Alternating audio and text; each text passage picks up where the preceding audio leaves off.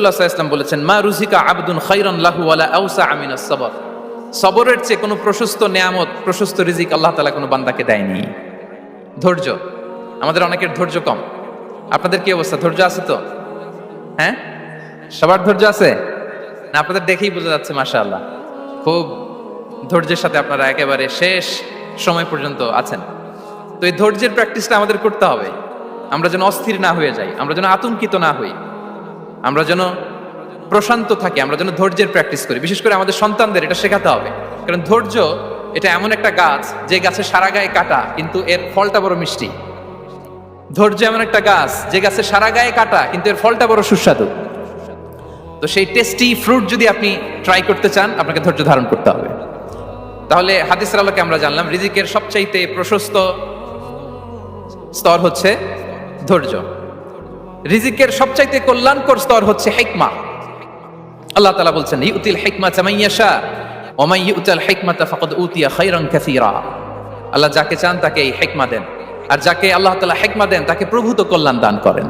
হিকমা, প্রজ্ঞা, wisdom, knowledge আর common sense দুইটা যখন একসাথে হয় এটা উইজডম হয়ে রিফ্লেক্ট করে। আই রিপিট,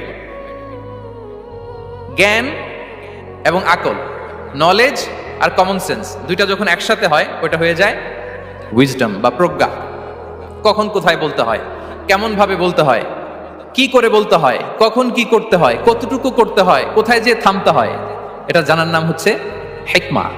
আর হিকমা হচ্ছে সবচাইতে কল্যাণকর রিস্ক। সম্মানিত শুধু এটা হচ্ছে আমার introductory discussion. The concept of রিস্কের ব্যাপারে এখন মোটামুটি আমাদের একটা আইডিয়া ক্লিয়ার হয়েছে না?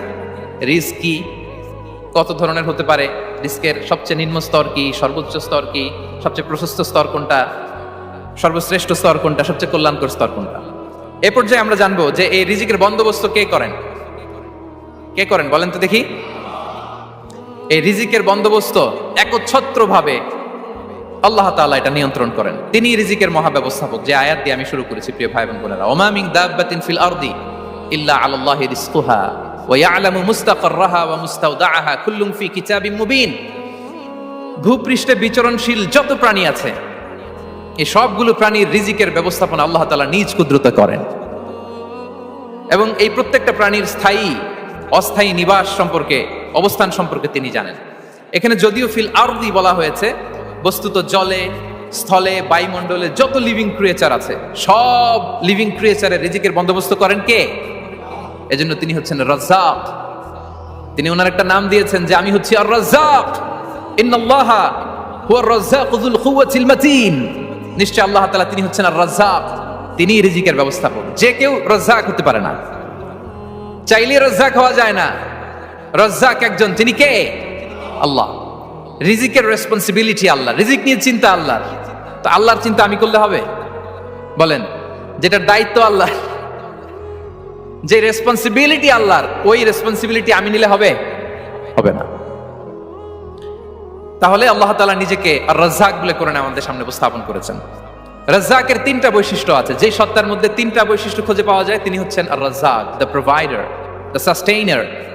আর রাজ্জাক কোন সেই তিন গুণ? এক নম্বর গুণ হচ্ছে নো ডেফিসিয়েন্সি, তার কোনো অভাব থাকবে না। হু continuously provide sustenance to his creatures, যে লাগাতার, নিয়মিত, প্রতিনিয়ত তার সৃষ্টিকে রিজিক দেন এবং গোটা বিশ্বকে রিজিক সরবরাহ করতে যে তার ধনভাণ্ডারের 1 ইঞ্চিও কমে না। সুবহানাল্লাহ বিহামদি।